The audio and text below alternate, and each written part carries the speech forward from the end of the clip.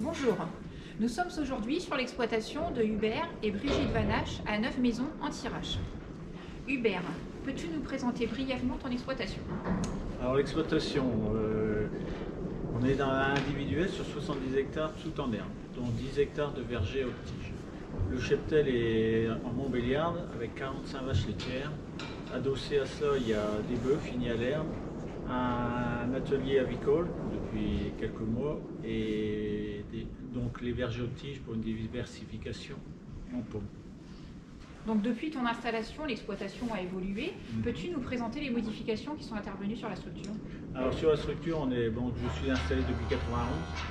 En 93, j'ai fait ma première transformation de bâtiment pour mettre les vaches laitières. Suite à cela, en 1994, j'ai passé tous mes vergers haute tige en mode biologique. En 2003, reprise de 23 hectares sur mon recul. 2005-2006, mise aux normes sur vaches en logette sur caillebotis avec un DAC. Et en 2010, replantation de pommiers.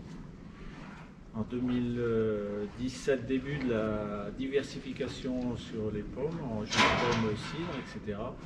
Et 2020, un nouvel atelier, avicole, poulet de chair en mode biologique.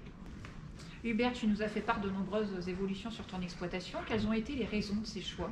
Donc les choix sont d'ordre différent. Et la première chose, c'est préservation de la tirage. Déjà avec tout ce qui est verger bio, maintien des haies avec les MAE.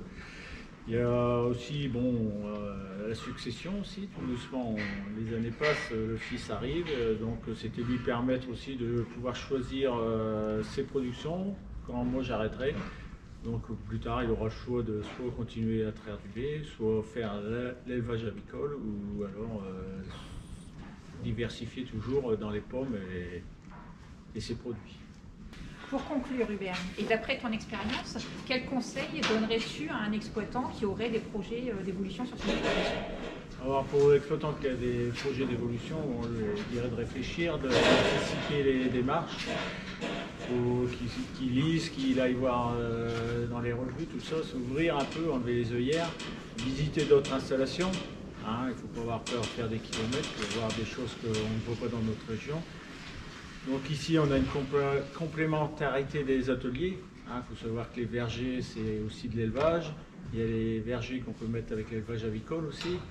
Après il y a satisfaire la demande actuelle, le bio surtout, le circuit court qui sont très demandés. Et puis sécuriser un revenu. En fin de compte, il ne faut pas mettre tous les œufs dans le même panier.